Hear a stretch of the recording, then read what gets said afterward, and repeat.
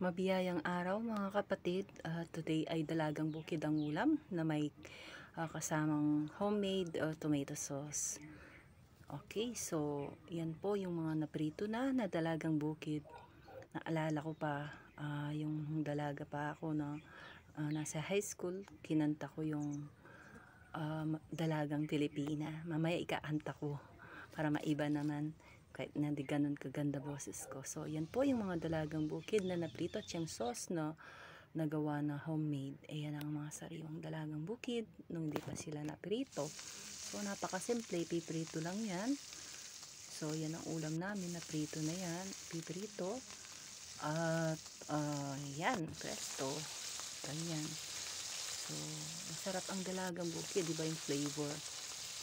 Pwede rin gawin sarsyado. So, yan naman ay ang sauce na sinasabi ko na homemade. Ginisa lang sa bawang sibuyas at itlog. Pipinuin sa blender. So, ikakanta ko na yung dalagang Pilipina.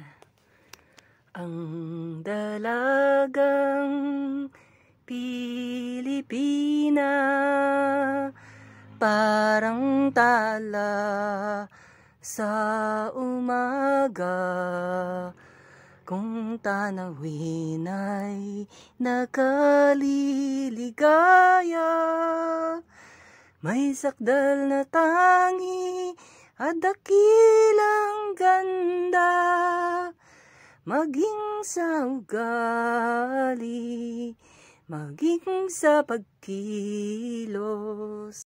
Uulitin kong konti kasi hindi pa tapos yung video at para di tayo makapiright, hindi ko siya bubuo. Ang dalagang Pilipina parang tala sa umaga, kung tanawin